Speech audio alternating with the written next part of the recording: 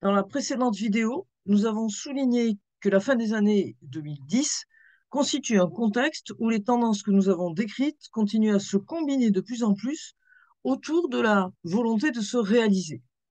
En 2020 survient la pandémie. Passé l'état de sidération du premier confinement, la crise sanitaire est vécue de façon très différente selon les individus, mais elle constitue de toute façon une rupture importante dans la vie des consommateurs.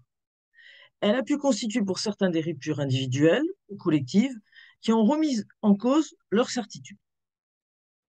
Pour autant, les sociologues considèrent que ces remises en question ne bouleversent pas la société dans son ensemble.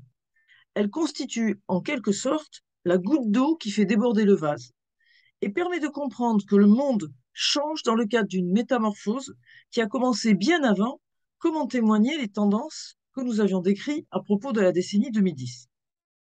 Par exemple, en ce qui concerne la consommation engagée, certains individus ont pu, après une introspection personnelle, décider de faire une reconversion professionnelle ou bien choisir de vivre autrement pour être en adéquation avec leurs valeurs personnelles et mettre ainsi leurs attentes écologiques et leurs actes de consommation en conformité.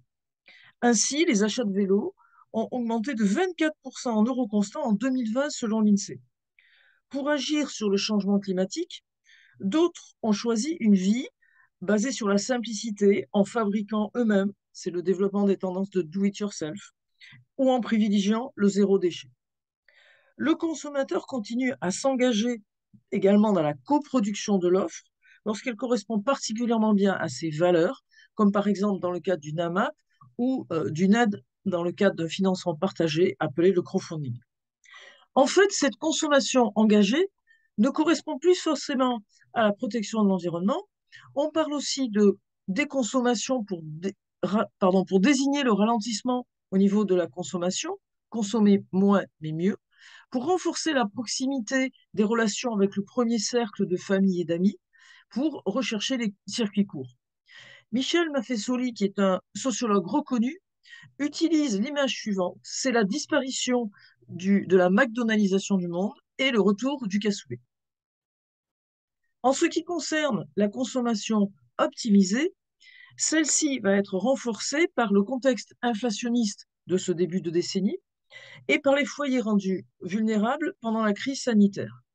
On voit ainsi que le pouvoir d'achat constitue la seconde préoccupation des Français pour 83% d'entre eux, que les recherches de produits anti-gaspi, qui sont bien sûr dans la tendance de la protection de l'environnement, mais qui permettent également de faire des économies, représentent un comportement adopté par 23%, que on trouve également un poids des foyers qui boucle difficilement les mois assez important, plus d'un tiers, et que des éléments relatifs à des modifications de comportement alimentaire sont également à l'ordre du jour pour 20% des Français.